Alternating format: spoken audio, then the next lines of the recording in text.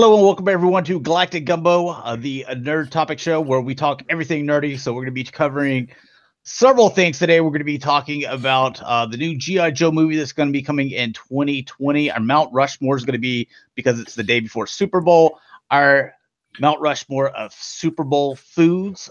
So something a little bit different there, not exactly talking toys or anything. Then we're going to be getting into the state of the comic TV shows and a couple other things if we get around to them. So it just really depends on the time, because we usually don't like to run this show for like 2 hours. It's usually about an hour, hour and a half. So anyways, episode 34. Oh, and we're going to be talking about Toys R Us as well with their stores closing. But let's go ahead and start off with introductions. Dalton, let's go left to right. You guys know the drill. Where can people find you? You can find me everywhere, Daltonians TFs. You can find me everywhere as Just Another G.I. Joe Show. And I'm on Twitter as Shatrdglassjazz. And you can find me, G1Xtron, on Twitter, YouTube, Instagram, and Facebook page is the G1Xtron. So why don't we start with hauls? What do you guys got? What have you gotten the past couple weeks? Dalton, I know you're chomping at the bit. What do you got, man? Well, I've got the MP39 Sunstreaker. I got the MP12 Plus Sideswipe, the Dakota Misfire, and I got my first Matty Collector Thundercats figure, Jackalman. Oh, okay. Yeah, you were telling me about that, man. Great figures. Great figures. Mm-hmm. Mike, you want to go? I'll go. I'll go. Okay, go ahead. All right, so I got the 84 or by Playmates, the 84 Voltron set. So all 5 of the lions there. I've got the Marvel Legends Tombstone.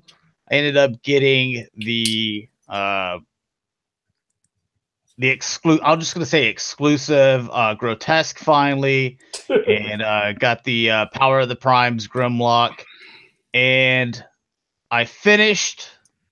Well, kind of. You know, I need to get a couple things tailored here and there. There's a few little things I want to do, but finish my Kylo Ren 1/1 scale cosplay, and I've got it all up on a mannequin.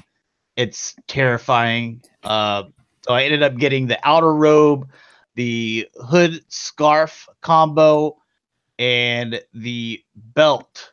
I think those are the 3 things that I needed. Oh, and I also got the neck slip as well. So yeah, don't need to forget that.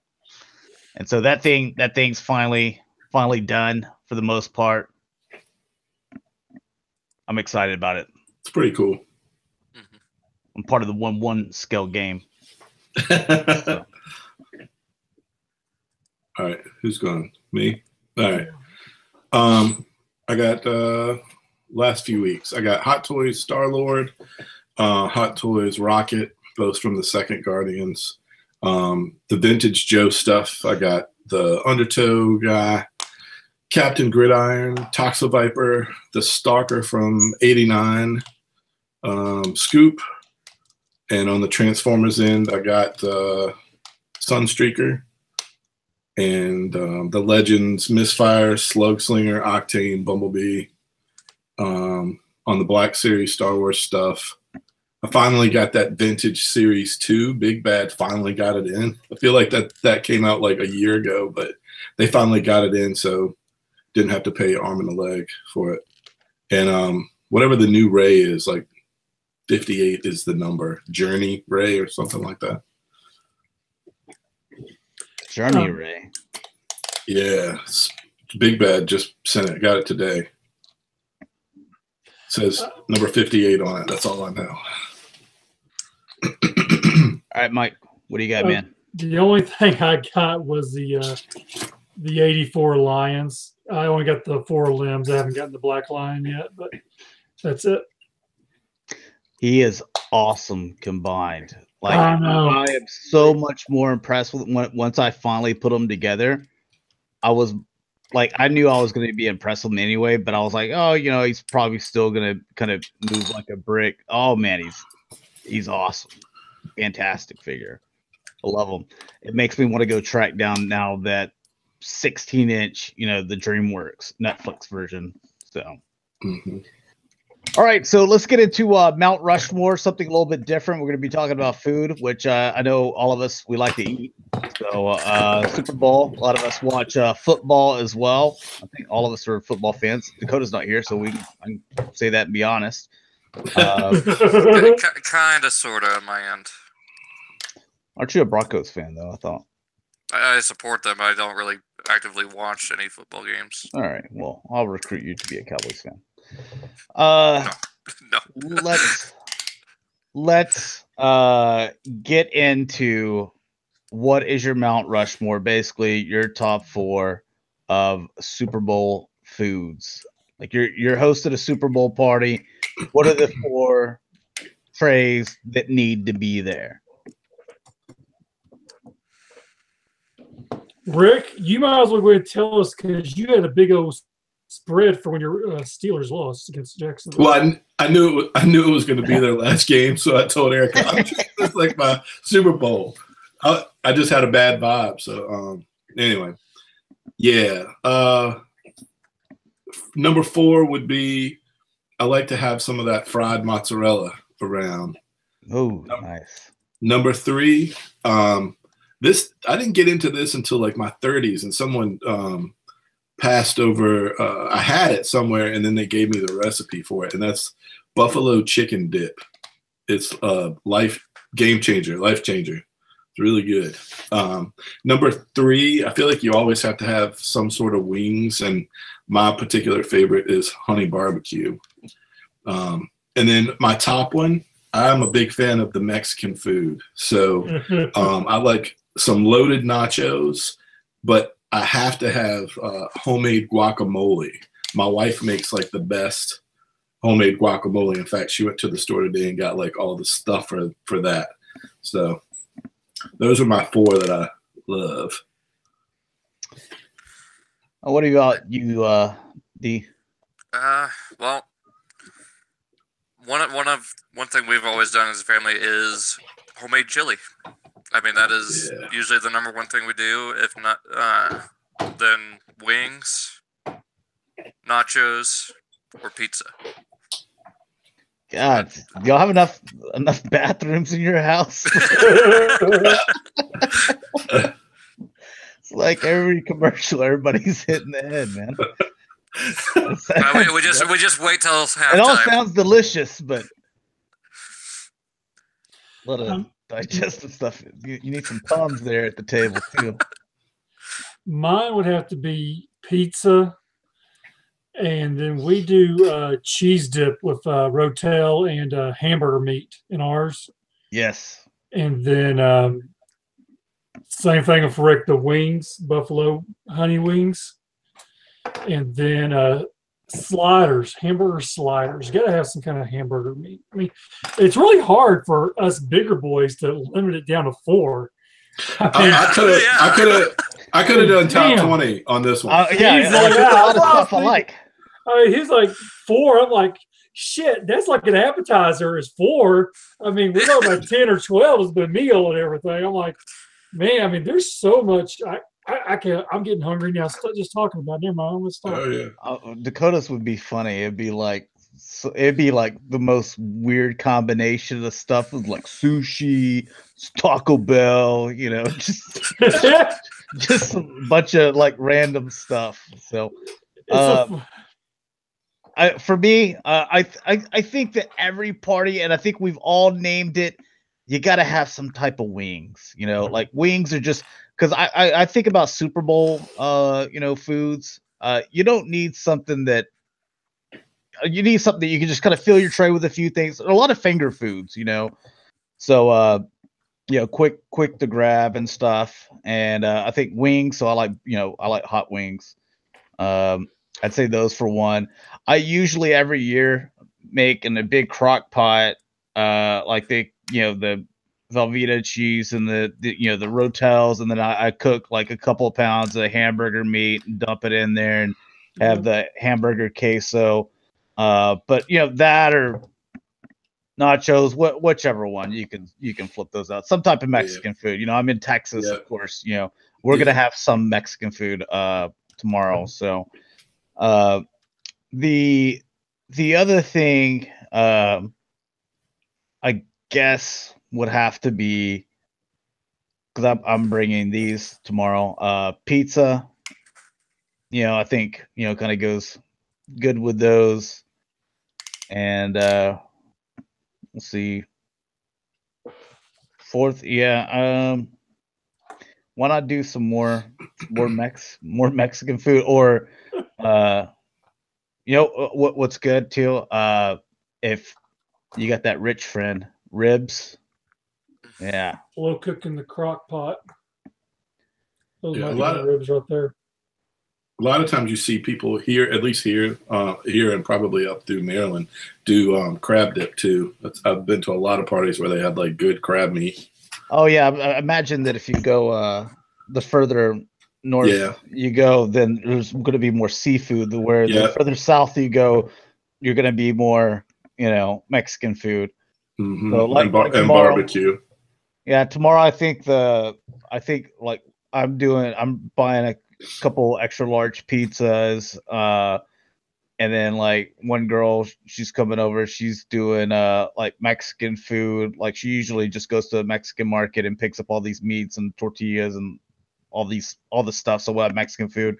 And I think another girl, she's coming over and she's gonna do says some kind of like chili queso or something. Sounds similar to what I did. She said that and Rice Krispie treat. I'm like, oh, okay, I'm not gonna be eating those, but whatever. So that's kind of our little fixing. So we're not gonna have wings, but we'll have pretty much everything else there. Can't complain. I love Super Bowl eating. I love it more than Thanksgiving. Don't get me started on Thanksgiving again. All right, so how do you set your plate up? Like I said, so we're gonna have pizza, the chili queso, and you have your wings and you have your tacos and stuff like that. Do you just mix like stuff on the plate? Because I know Rick and we don't like our stuff touching, like in Thanksgiving. Like it all needs to, if it has like it's peas or beans or something, it needs to be in its own bowl, and then nothing touches each other. Like I'll have a plate and a tray with like 4 bowls on it. Dude, let me tell you what. I'm like Cousin Eddie. I am pouring that shit on top of everything at Christmas and Thanksgiving. Y'all just don't know how to eat. Mike puts the hot wing on his pizza. He doesn't even rip the bone out of it. It just starts chewing it up, pours a little queso on it. Just see, that sounds disgusting. That's not disgusting. That's good eating.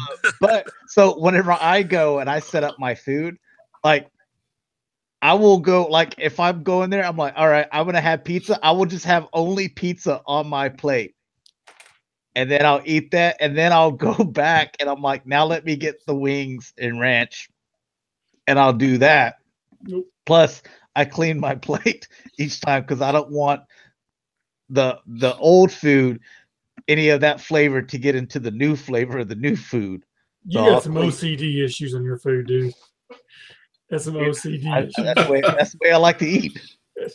I like everything to taste the way that it was intended. You over here eating Lucky Charms pizza and stuff like that. All right. So let's go into our first topic, and it is talking about Toys R Us. Now that's usually, Toys R Us, Walmart, Target. Those are usually the 3, maybe throw in a Walgreens here and there, but those are the 3 main stores that we, as toy collectors, we generally go to when shopping for toys. And a lot of Toys R Us stores, they had closed last year, and then they were, going to go bankrupt, and then they ended up closing those stores and then saying like, oh, we have saved and made enough money. We did better this quarter than what we thought, or something like that is what I read. Mm-hmm. So now we have the money to pay all these higher ups. I'm not talking about like your store managers and stuff. I'm talking about the higher ups, these, 100,000 and up to few $100,000, where it ended up totaling being millions of dollars in bonuses. And now to find out in January where they're like, well, we're going to be closing a couple hundred more stores, because, we're just not making money. It's like, what happened? What about all that money right there that just went to bonuses? And one thing, I see this, even where I work, is my company at the hospital. Let's see, like 2 years in a row, 1 year, they went and they bought like 8 new helicopters, like state-of-the-art helicopters. And then the next year, they ended up building a brand new parking garage. And so what they did is, because it's like they have to have this certain amount of profit. So whatever X number is, and as long as they're above that, then they will get their huge bonuses for the year. Now, as soon as they started buying helicopters and then building a new parking garage, it went here. So to get back up here, because they were just making the same amount of money as they were making last year, but now they have some debt, they ended up laying off a lot of people. And then the people that stayed there, like myself, they ended up freezing our raises for like 4 years or something like that, which made it go right back up there. So it looked like, oh, we really didn't lose any money here, but a lot of people lost their jobs, or they end up, not getting raises, like myself. So I'm still happy to have a job, but that's the situation there. And it was all because so that those higher up management can still get those big bonus checks at the end of the year. And that's what I think you kind of saw with what Toys R Us is doing. And so I don't like the practice, I don't like the, it seems like they'd be a little bit more loyal to their employees, maybe put some of that money that was bonus money, if they really cared about the company, back into their stores and employees, and, try to make this thing work. Because if it's not going to work, then why not just close them all, fall for bankruptcy, and then, everybody go look for new jobs. Be done with it. Give the floor to you guys. Who wants to go first, and what's kind of your take on it? Anybody? Go, Dalton. Go, Dalton. I completely agree with you. I mean, it's absolutely ridiculous that, you close all these stores, you say you make all this money, and you just use it to give your higher-ups bonuses. I mean, what does that say about you? It's like you don't even care about your company whatsoever. It's just money for you. Money in your pocket, don't care about the customers, don't care about your consumers or your employees. I mean, it just doesn't make any sense to me why they're doing this. And we'll get into why, one of the reasons why we think that they're not being as successful as well. So we'll talk that as a separate thing, but continuing on with this, what are you guys kind of take on it, or how could it have been done different? It's not exclusive to Toys R Us. That's the big thing in my head, is this is just the way corporate America works, and it's always been like that, and it's probably never going to change. So I don't have much more to say. That's just the way that corporate America works. I will say this: my first job out of college, I was on a team there was about 60 of us. It was a design team, a branding team for a company that went out of business maybe like 3 years after I left. And I saw a lot of the decisions that they were making, and they would just spend money without any thought at all. We worked on the same floor as the big wigs, but we didn't make the money that they made. But we got to see a lot of decisions being made. We were on that level where we could witness it and hear it in the boardrooms and things like that. And it was that kind of frivolous spending that just started to turn me off early on just corporate America. And basically they were using an outside company to do the same work that we were doing internally, just in case the stuff that this team of 60 came up with didn't fly. And they were paying like the biggest ad agency in the country to do this work at the same exact time. So anyway, bad decisions. They went out of business, but the fat cats at the top always got fatter. It's just our country is built on it, unfortunately. Yeah, a lot of them, they can make a huge profit by just coming into a business and liquidating a lot of it. Yeah. I mean, people want to know why, these companies, even, Toys R Us, Walmart, Target, whoever you be, why the employees don't give a crap whether they have stuff stocked or stuff corrected is because they know they're the ones getting crapped on when you got some big wig sitting behind a desk getting 10 times the amount of money they're making. This is why we have issues as collectors and collecting stuff, because the employees there do not give two shits, to be honest with you. Yeah, one of them, there was an assistant manager there one time, and I was looking at maybe possibly getting, a part-time job, but as the manager, and I asked him, I said, because I knew the store manager was, and him as the, like the second in command manager or co-manager or whatever it was, and a few of their employees, and he was like, "Do not, you do not want to work here." I was like, really? I was like, because I love toys, and I've done this manager retail. I've got all this experience and stuff like that, so I think I could just slide right in. I already know where everything's at, And he was like, "Dude, you do not want to work here. I'm telling you that right now. I'm doing you a favor." Yeah, and like he ended up quitting, not too much longer after that. So I guess that the employees have seen that, and that was probably about like maybe 4 years ago. So I guess the employees have kind of seen this coming for a while, or at least it's some type of manager, your seasonal part-timer, they don't see that stuff, happening, but the supervisors do that whenever they look at reports and stuff like that.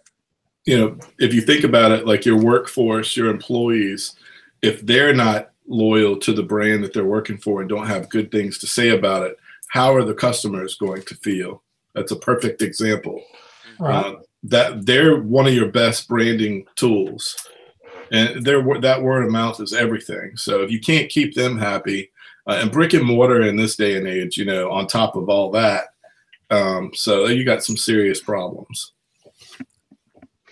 Now, going into one of the reasons why, I guess we can elaborate on it. Why do you think that Toys R Us is struggling more? Obviously, Walmart, Target, they have more things to offer. They sell groceries and clothes. There's a lot of their money is in clothes because there's a huge markup on it. But as far as toys, I always looked at if I could buy my toys somewhere, I'd rather buy them at like Walmart. Target's usually kind of like was right in the middle, like Black Series, Marvel Legends, $20. Or deluxe figures, like $15. Well, I go to Walmart, Black Series, Marvel Legends figures, they're like $18.80 or $82, like some weird number, like $18.82. I'm like, okay, well, just I'd save $1. Or if I'm buying, a whole wave, then it'd save me a little bit of money, maybe $10 or something. And then with their deluxe figures, it's like, oh, we got them for whatever, $13.90 or something. Again, save a dollar here or whatever, and they're bigger, vehicle or like Voyagers and stuff, like $22.99 or $25 or something. To where you go to Toys R Us and Black Series figures, they're $22.99 a piece. There's another $3 on top of what Target had them at, and another like $4 or $5 on what Walmart had them at. And then they're deluxe figures for Transformers, where Target 15 and Walmart 13 something. Toys R Us would have them at like $17.99. So again, it's like for these little figures, I'm paying like an extra $3 per figure, and it is if you're buying more than one or a wave of something like that, that ends up adding up over time. Like a whole figure. Yeah, Wow. so or in like their Voyagers were like $5 more. There's $30 instead of 25 or 24. So like I would always rather not buy my stuff at Toys R Us. The biggest issue of Toys R Us, number one, if you order online, shipping is the worst through them. They just throw it in a box. They give no packaging around it. Sometimes they do, sometimes they don't. Yeah. A lot of it is, one, you've already mentioned it, overpriced and never in stock. That's a lot of their issues. I mean, I couldn't tell, or even, and this is any store you go to, and you go to the store and you're looking for that one item, and you go down that aisle, and there it is. It's right there in the package. Guess what? Someone done bought it, flipped it out, put something else in there, and they took it back. Stores not, this is just not Toys R Us, but any store, not doing just a proper look at the package to see, oh, this is this, but that ain't it. Having some kind of knowledge of the toys, you know what I mean? Not being a weekend warrior working there and that's it. I couldn't tell you how many times I've gone to stores, including Toys R Us, finding stuff on the shelf that was repackaged with some crap. And I just take it to the front and say, hey, here you go. And just tell them, this, look at the back of it and then look at the toy. That's all you got to do. It only takes 2 seconds to do it.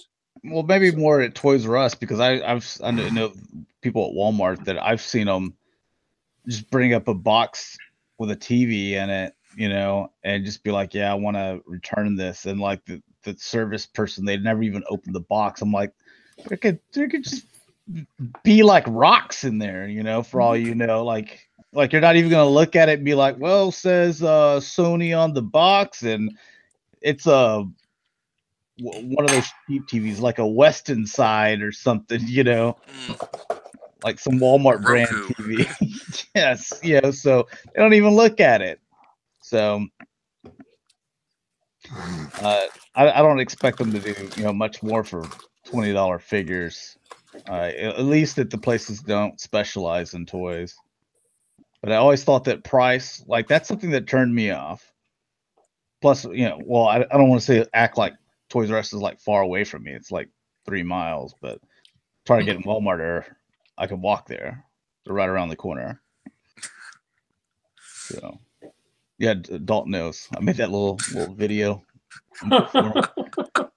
Making me drive all the way to Target. Here we are. So, I don't know. You guys, have anything else to touch on? I mean, it just. Do you think? I mean, 3 years, 5 years from now, is Toys R Us even going to be here, or are they just the next KB Toys? They'll be gone. Yeah, they'll probably be gone at the rate that they're going. I think they'll be gone. Unfortunately, I don't know if there's an easy answer for like how do they survive. I think that they would have to change their model. I know I've thought a lot about this, and like for me, like I think about Toys R Us now, like as the experience, because with brick and mortar, you can actually talk about, it's sort of like going to the movie theater. There's a sort of like an experience to it. And if you have bad experiences, I don't know if you want to go back, but I like the idea. Like if I was there and they were saying, we'll come up with creative ideas, I would sink my teeth into the experience and the fact that they should be super knowledgeable about the toys because they are Toys R Us. That's the one thing, that's their one job that they need to do.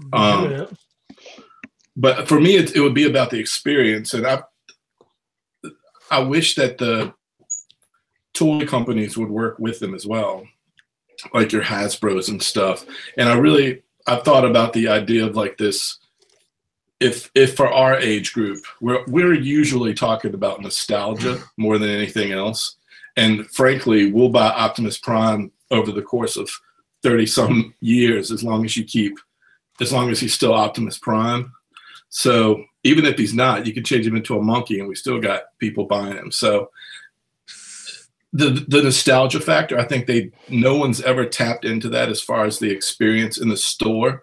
Like we go to conventions sometimes just to get that nostalgia. But imagine if a store could give you that experience where you walk down the aisle and one of them is like your new aisle with modern toys, but there's an actual timeline, almost like a mini museum experience, but not without, not all the bells and whistles, just enough to whet your appetite and give you can go there with your child and you can say, hey, this is because not everybody has toy rooms like we do, right? I mean, not everyone.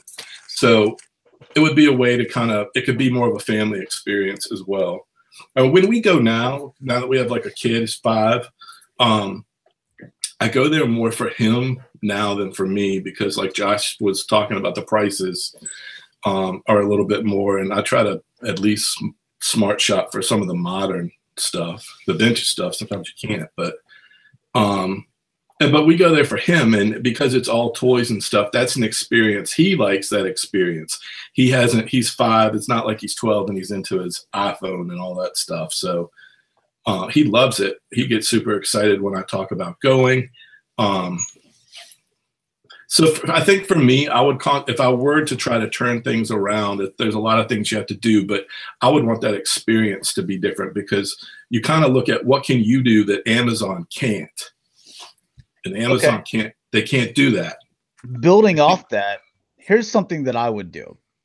You talk about, give the consumer the experience.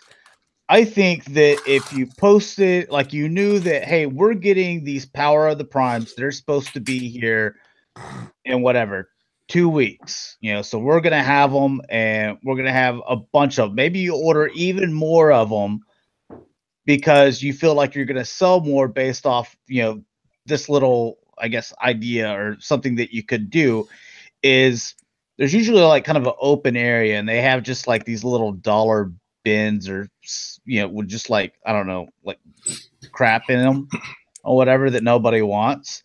Like move those to the side just one day or for a few hours, like on a Saturday, like at noon or something like that. Put up a couple tables with a chair and then have with the tables, here's all these like Grimlocks, Power of the Primes and stuff like that.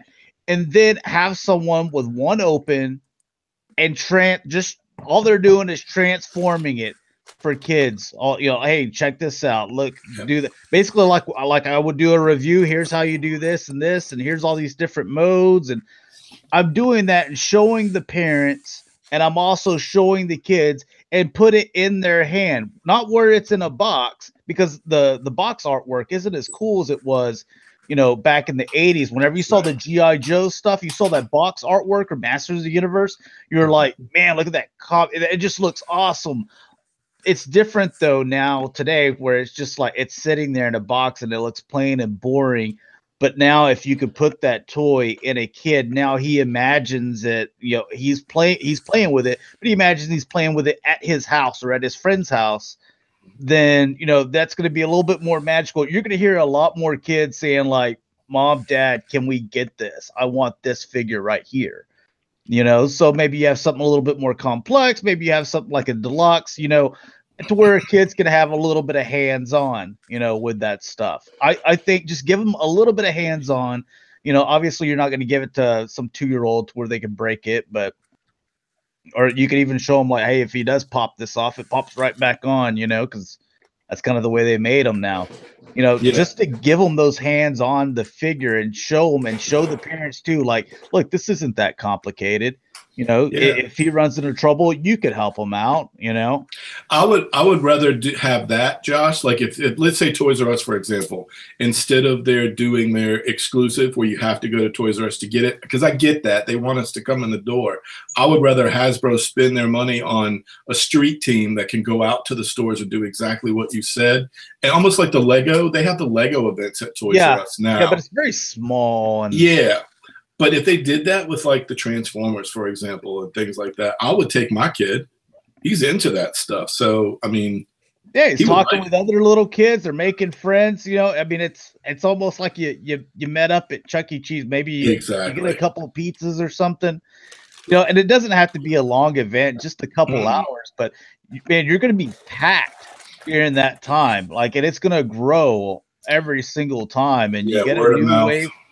Yeah, you get there would be people that were like, hey, we're going to Toys R Us, does your friends from class want to go, or their parents? And just have someone, I don't want to say like my Toys R Us, like have me come in there, but someone, me or somebody, or an employee there that knows what they're doing, because I need someone that knows what they're doing more than whenever I say, hey, did you guys get in the Grimlock for Power of the Primes? And they'll say like, what is that? Yeah. So I don't need that guy showing, right. the kids, 'cause you're not selling anything there, because I think that would help sell. The number one thing I hate about stores, I guess this is as collectors, we go there and we know what we're looking for. And, we go and we look, we don't see it nowhere. We look down a few other aisles.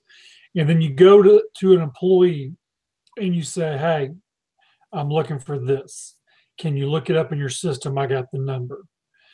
And you know what the first thing is they do? They go to that aisle where they march right to that. Yep, they march right over there. And you already told them, I've already been over here and looked. And I know exactly what it looks like in package and everything. Yeah, that irritates the piss out. I want to smack it's like you don't even know what you're looking for. I do. I'm telling you, it's not here. Can you look, see if it's in the system or it's maybe in the back or something? Yeah, that burns me up more than anything else. I had that same thing happen here at Walmart here a couple weeks ago too. My Toys R Us employees, man, they know me though. So I go in there. They used to even ask me like, "Hey, how you doing? Does that help you find anything?" Now they just like, "Hey, what's up, Josh? Let me know if you see anything." I'm like, "Everything off the truck? It's already out. Is everything out?" They're like, "Oh, we're working on 2 more boxes." I'm like, "All right, let me know what those are. What's in there?" So that's basically how we communicate now. So I mean, I like the people at mine, but especially during holiday season, those people that they don't know what they're doing. So, any other ideas? I think that was an interesting little brainstorm. Hopefully, someone from Toys R Us will catch wind of this show. Probably not, but yeah. Well, the only other thing I'll say is whether we the HasCon thing where what they showed last year, the way that they were, we all saw pictures. I don't think any of us went.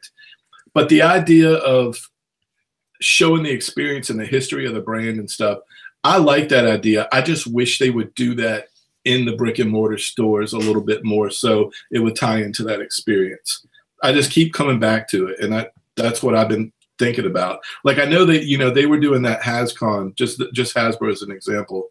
They were doing that HasCon thing, and whether they do it every year or every 2 years, I'm talking about taking that idea that they had, good or bad, and placing a mini version of it in the actual stores so that you can experience it all year long and not just once every 2 years. We do BotCons and JoeCons and all that stuff. I'm just saying, try to figure out how to put a little bit of that, what we like, into the store experience. Yeah, because it is different whenever you can put a toy that's not in box, it's opened into a kid or even our hand. It's a little bit harder to give back. They're gonna want it. It's the same thing with car sales. That car salesmen, their job, because I sold cars for a while, my grandpa did, is to get you to drive the car. Because once you drive it and you feel how smooth it is after you drove up there with your beater or whatever, you're driving, and then you drive theirs and it's smoother and sounds, better and quiet, and you're feeling that fresh leather and telling you all, all the spec, like, that's how they sell the car. Whenever you go shopping or whatever, like retail clothes and stuff like that, they want you to try the clothes on, see what it looks like on you. Now that looks good. You look a lot better than what you walked in here looking. That's how they sell the clothes.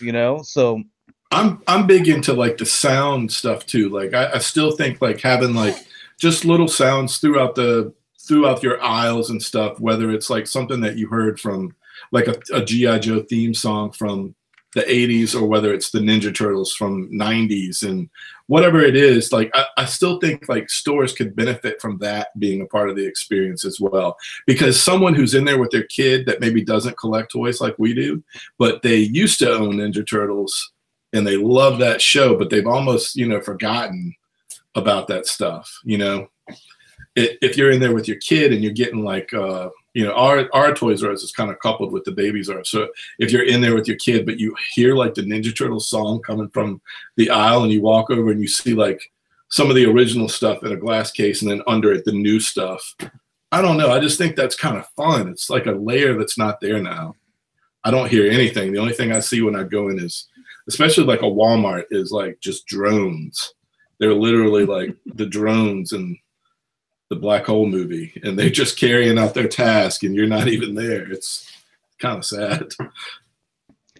It is. All right, well, go ahead. Well, I was just saying, it is pretty sad seeing just, you know, there's no feeling to it anymore. There's no, you know, it's just, oh, eh. All right, let's move on to the next one is State of the Comic Character TV Shows. Talking about the ones on the CW, Netflix, Gifted, Runaways, Agents of S.H.I.E.L.D. What are the ones that, you know, you're enjoying? Which are the ones that, did you quit watching any? Are there ones that are just, Any good ones? The only ones I watch are the 4 on the CW, or the, let me rephrase that. I only watched 3 of the 4. Is it 4 or 5 on CW now? There's 5. Okay, I watched 4 of the 5 on CW, minus the new one, and then Agents of S.H.I.E.L.D., and that's pretty much it. I haven't watched Runaways, didn't care for The Gifted. I got like 4 episodes into The Gifted, and I was like, eh. I made 2 episodes, and I was like, didn't like it. I mean, I've been, you know, and I grew up on, you know, older shows like, you know, when we talked on the last show about The Flash, that TV series, Smallville. You know, I watched those shows, and, you know, I continue watching these other shows, and they're really good. I mean, there's nothing wrong with them at all. I was talking to a buddy of mine earlier that, you know, was on my PS4 clan, and we were talking about the politics, because we were talking about cartoons and comics, you know, and them changing genders and races and stuff like that. And he was like, you know, a lot of stuff now it's too political. You know, a lot of people want to be politically correct, and they ends up overreaching a lot of times, making changes that they don't necessarily need to make, or weren't needed in the first place.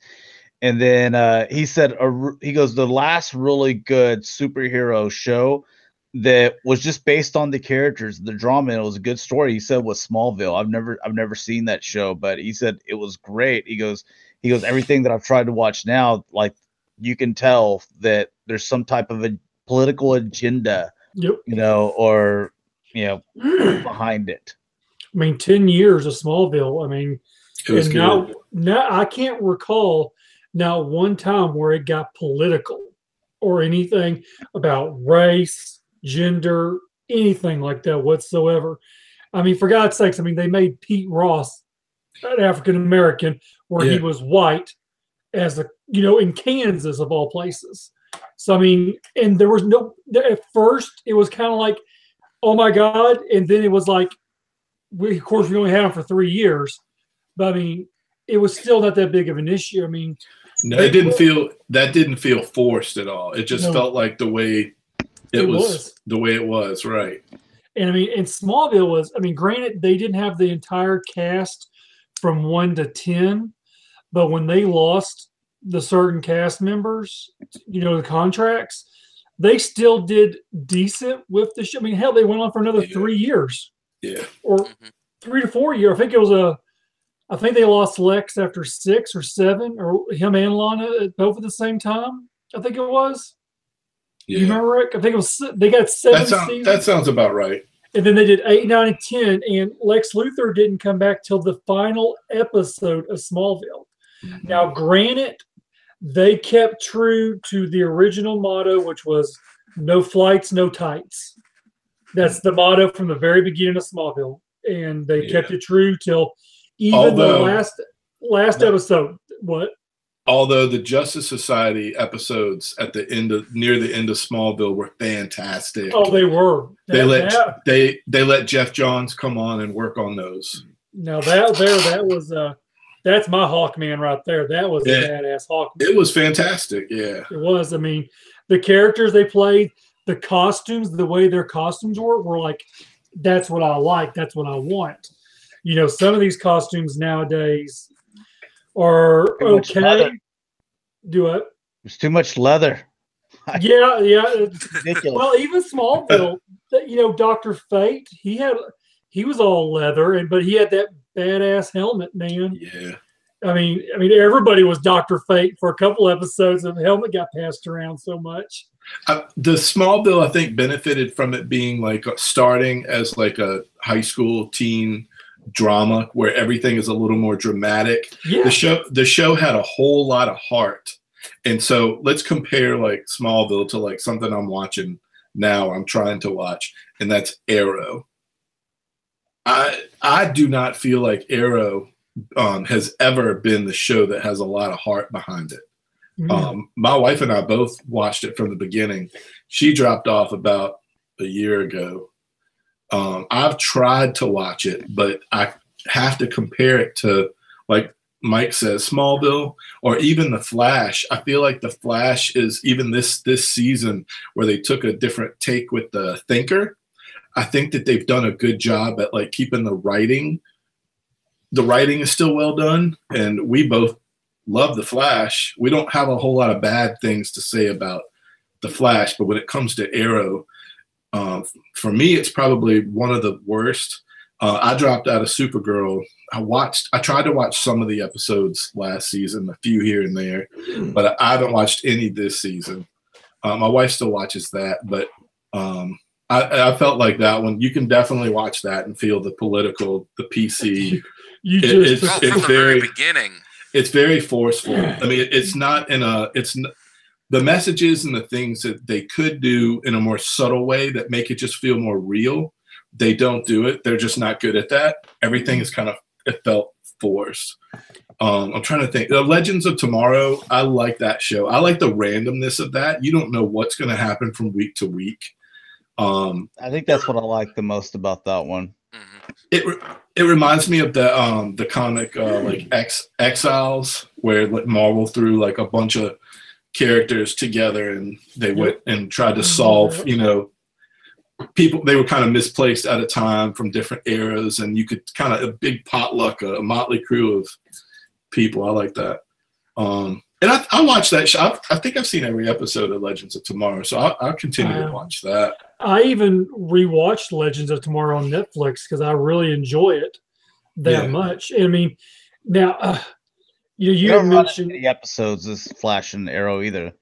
There are a few. They're just a couple shy of those, but not. But like you had talked about Arrow, I feel like Arrow is a very dark series versus remember when we had Smallville, the Arrow we had on there was a comic relief pretty much, you know, played by Justin Harley.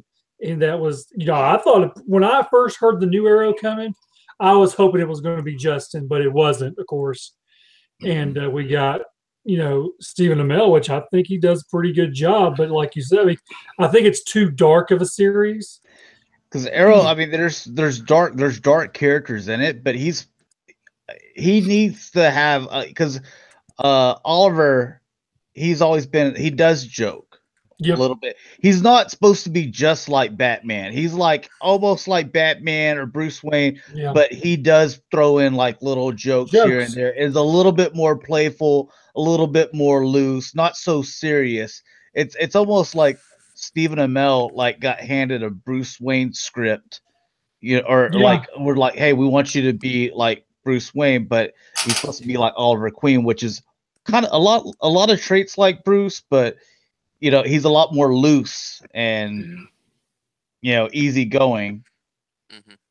And then the small girl, Supergirl, I watch it, but it is very, very forced on a lot of subjects. I quit through second season, in the middle of second season. I think this last couple episodes has been really, as a guy, I'm all for lesbians by any means.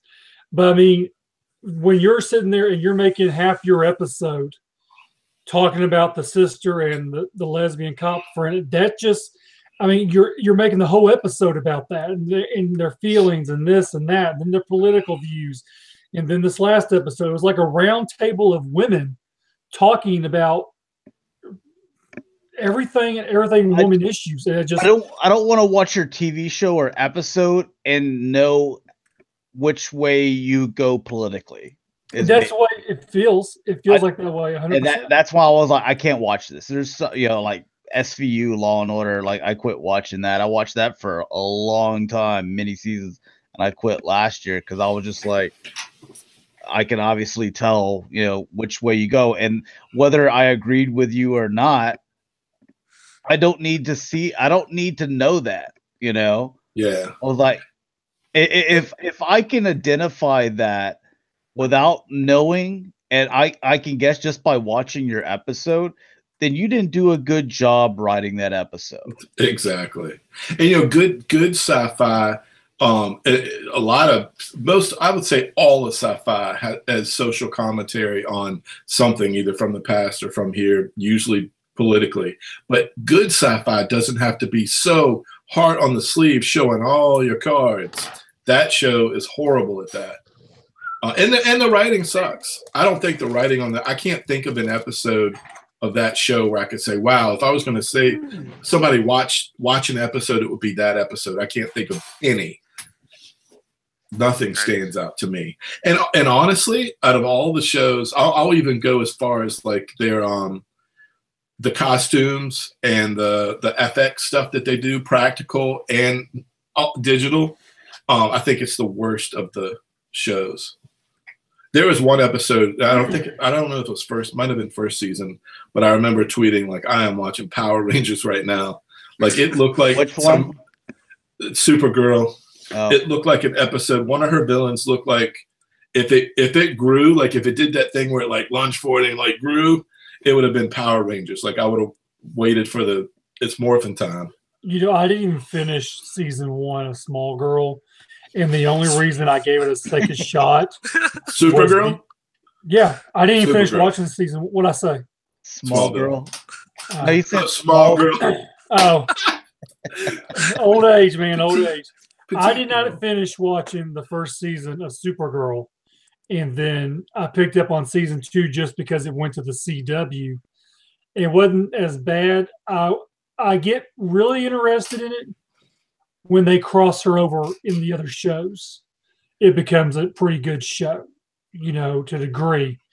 But as a standalone, like I said, this last episode, this past Monday's show, it almost makes me want to quit watching it because of how you should. But I'm just saying how womanly it got, and how it was kind of like a just the issues. They might as well have been talking about tampons, for God's sakes. It was that. It was. The lesbian. Again, all for it. They are not using Martian Manhunter right. We haven't mentioned him once. No. You got one of the really good Justice League members on your team, and you barely use him. That's what irritates me more than anything else. I left because I wanted it to be successful because I like Supergirl. Yeah. The character Supergirl, I like. The way that they depicted the character Supergirl. And I get that it started at another network and then CW picked it up. So they probably had to keep kind of the way that they had written the character kind of the same, I guess.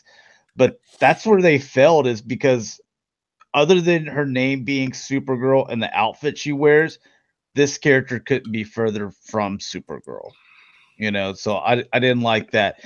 And I was excited about a lot of characters. You're going to have, like, if I would have told you dude, this show's gonna have Metallo, Parasite, Livewire, John Jones, Miss Martian.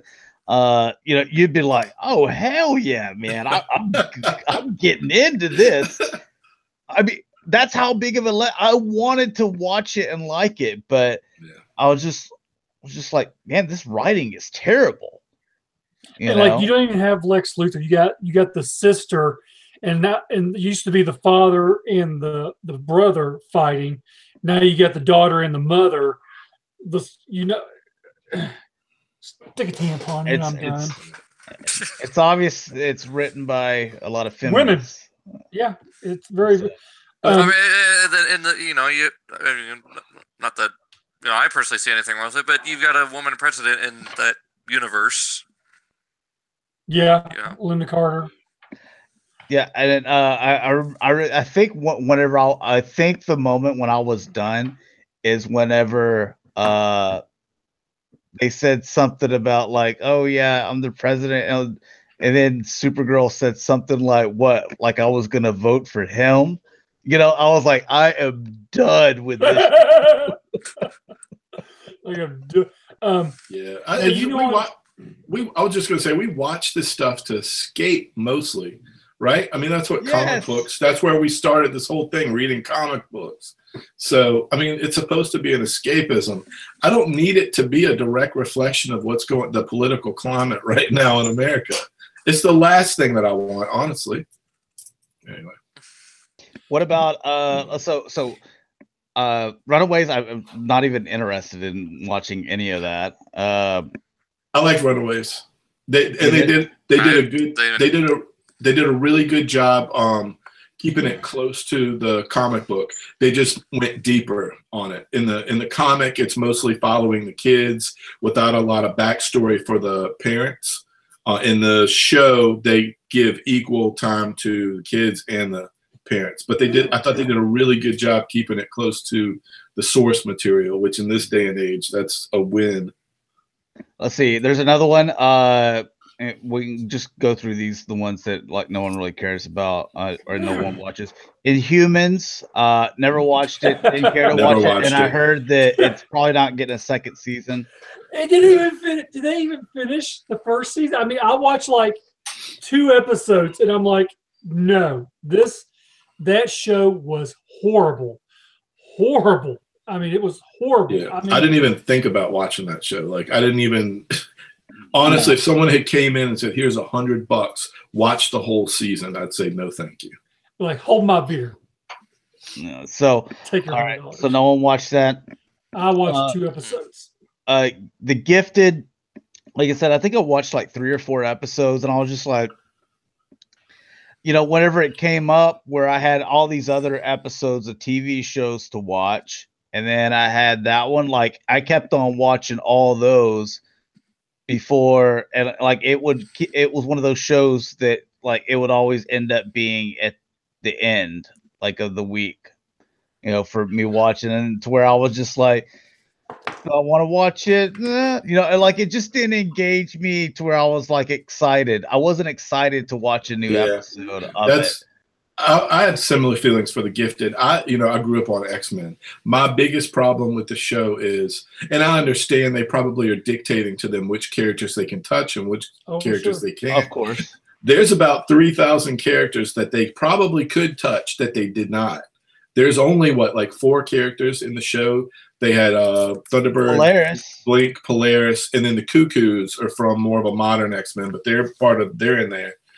Outside of that, we may have missed 1 or 2. I know that the 2, the boy and the girl, I know that they were in 1 issue back when I was in high school.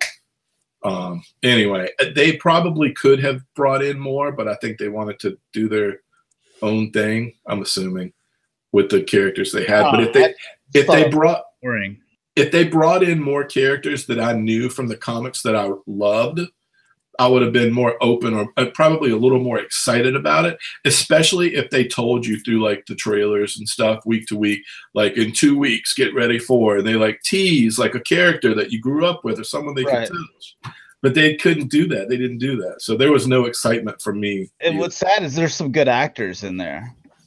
Yeah.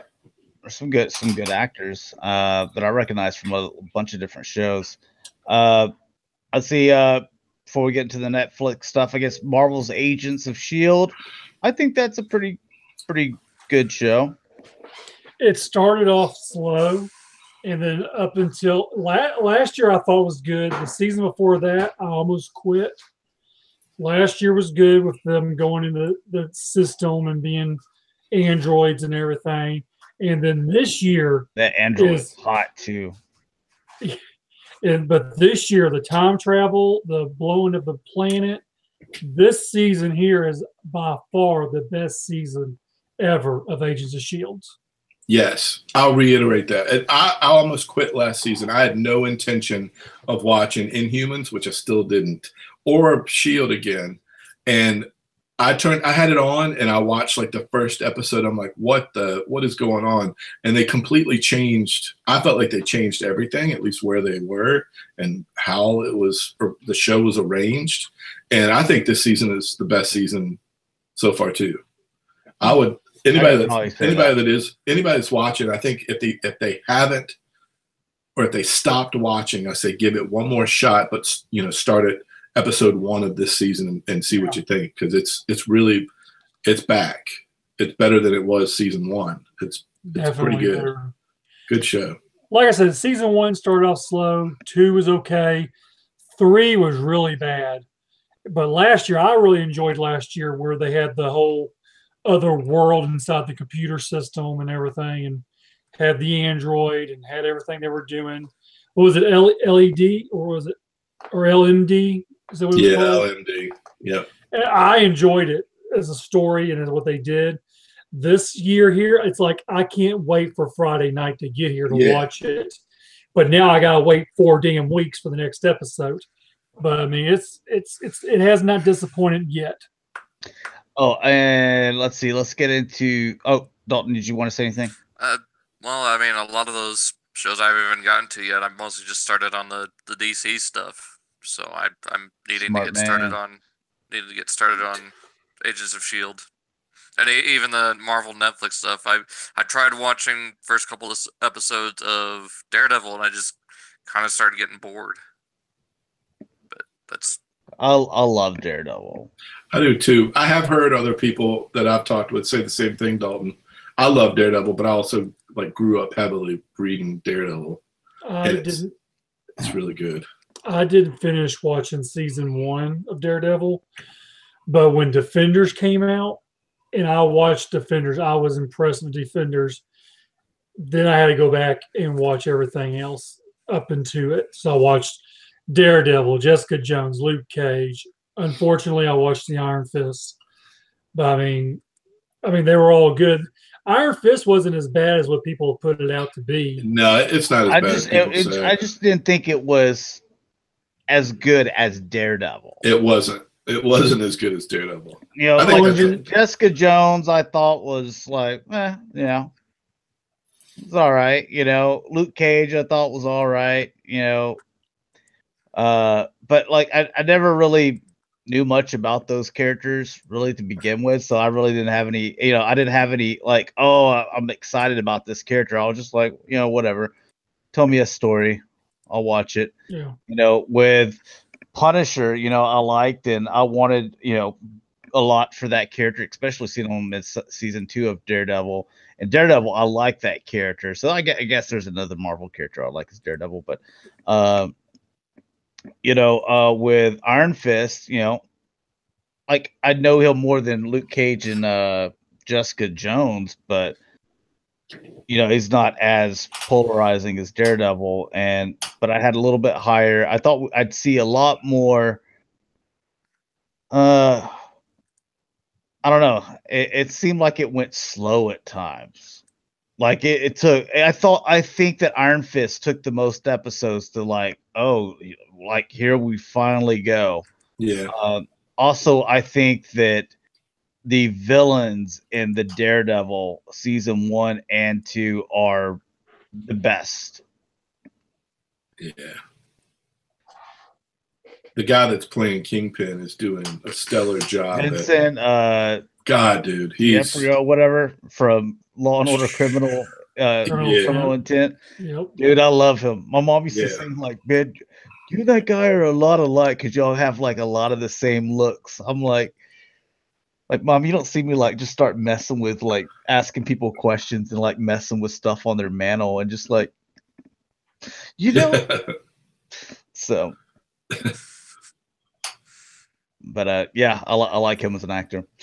All right, so let's go to our last topic here, and that is G.I. Joe third movie is going to be coming out in 2020. What do you want out of it? What should they do and not do that they did in the first two?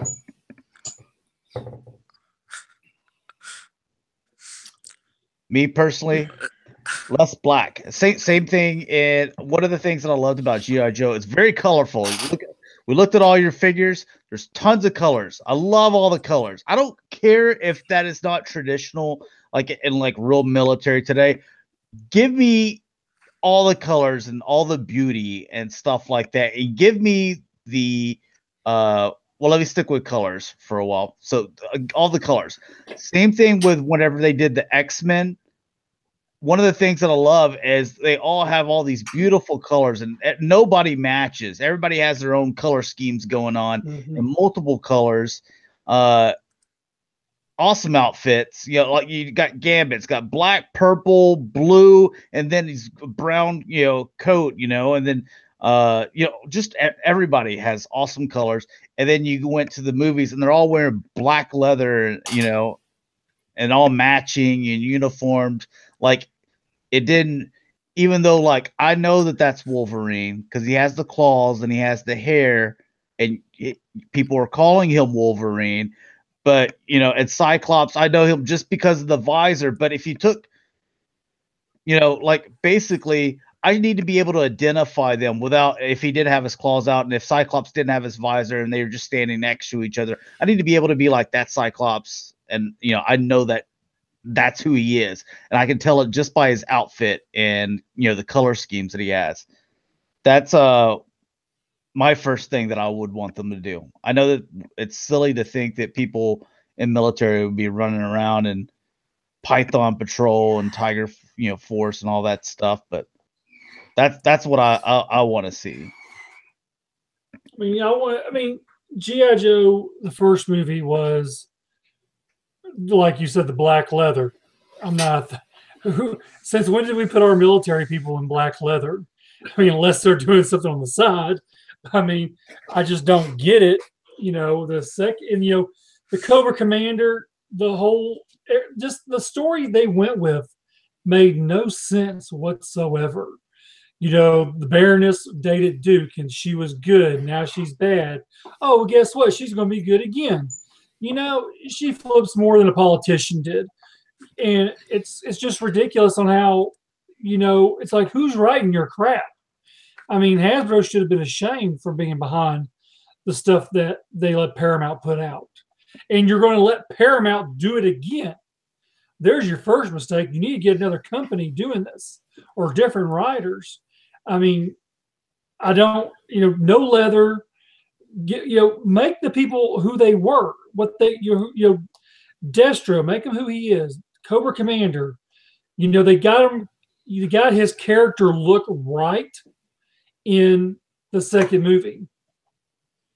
I mean, as far as like, you know, not everyone knew, let's say, the backstory or the history on a lot of the characters, like Roadblock or, oh gosh, who am I thinking of? Firefly. And, you know, you go and you kill Firefly off in the second movie and you know nothing about him at all. Well, like the same thing you could say for Duke. I mean, killed him off in the second movie, and he well, didn't watch the first one either. That's Channing Tatum's career that need to be killed. That you know, you need to find people who are, you know, don't get these big mainstream actors to do the parts. Get, you know, some cornbread people to do it. You know, That's what I thought the second movie was just about. All right, we're making a splash with The Rock. The Rock is gonna save us. Like that's what I thought the second movie was all about. That and we've got Bruce Willis that that's been making B movies, direct to Netflix for the past 15, 20 years. He should never have been in it. I mean, they want to bring in, you get a big actor, you're going to bring in the money. Like earlier I was on Twitter and The Rock's talking about how Jumanji's been #1 for 7 weeks. That's what people want. They want to get those actors that are going to give them that #1 movie for X amount of weeks, like they did Jumanji. 7 weeks in a row, #1 in America. I can't believe that. It is 7 weeks in a row. It's been #1. I mean, you're telling me, but I still I don't understand why though. I can't believe it. Because it's The Rock. The Rock. And who else do you have in there besides The Rock? The girl, I don't know who she is, where she came from. She's hot. She is that. You got Jack Black, and then you got Kevin Hart. So your main really big actor in the whole movie is The Rock. That's your moneymaker. People are going to come see The Rock because he's done G.I. Joe. He's done Fast and the Furious 5, 6, 7, and 8. He's done these movies. I mean, people get him because one year he was Forbes Man of the Year because he made the most money in all the movies he did. And matter of fact, I think that was the year G.I. Joe 2 came out. That was part of the movies that, wrapped him in to be Forbes Man of the Year.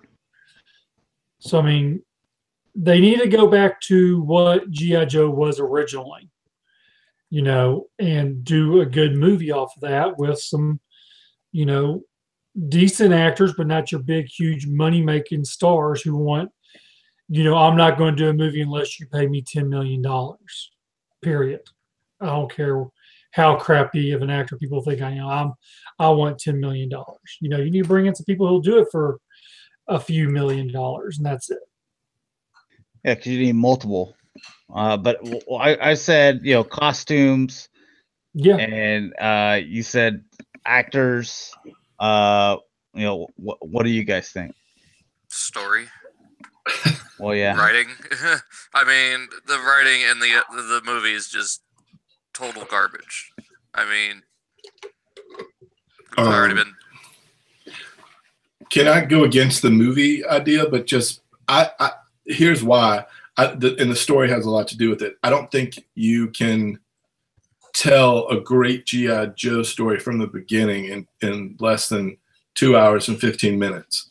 I would much rather have it right now, a Netflix series that gets at least 10 episodes, giving you 10 hours to tell some of the stories. A real fleshed out story, yeah. I would make it much more like Platoon, and I would start almost like I would use the Hama book, the G.I. Joe book, that comic book that's been around forever, use parts of that, almost like Marvel, when they went to do their Marvel movies, they pulled stuff from those books, but the stories were never exactly like those books. Even Civil War was a little bit different. So I'm just saying use that as a way to think about it from starting at the beginning, where you get some of the backstories of the major characters and all the things that if you ever read G.I. Joe, you get some of that in there. And then you build it as you go. Give both sides, Cobra and G.I. Joe, attention. When you get 10 episodes, you can do that. And you can do something where it's like a special missions thing where, there's a story, there's an assignment. You don't need all 20 Joes like you would have had in like a G.I. Joe animated show where there's like 20 Cobra guys and 20 Joe characters running around. You might just need Wetsuit for that mission, or you might just need, Grunt and Scarlet and Snake Eyes for that mission. It gives you an opportunity. You can tell the story over a 10 episode arc, a chance for your characters to have room to breathe. And you're not relying on big name actors. I don't think there's a problem having one or two in there, but you're not relying on that to be your marketing. Now you know they're gonna make a movie. That would be ideal, but that's wishful. So if I had to see a movie, I still like. I know Dakota and I talked about this a whole lot, and it would be. I like the idea of a movie that would be something like The Legend of G.I. Joe, where it starts with the world doesn't have a G.I. Joe. The world is a complete disaster. The political climate is charged, and the government is just taken over. And I like the idea of it's just slightly in the future, with some of the problems that we have with like South Korea or some of that, any of that North Korea, any of that stuff that's like it's in the news, but it's slightly forward where if things veered off, it could happen. Same with technology. The technology is just slightly advanced, where it's, you know, sort of like the Nolan Batman movies, where the technology was a little more grounded in the military and stuff. I like the idea of having it grounded, but just slightly future forward, because I think Cobra would have slightly future forward technology. But I like the idea that G.I. Joe is no longer together, but it gives you a chance to bring in some new characters, and the new characters discover or unravel a mystery about what really happened, and if the surviving G.I. Joe members are still around. I like that kind of idea where you don't start with it just being G.I. Joe's already together, here's Cobra, and then let's do this, you know.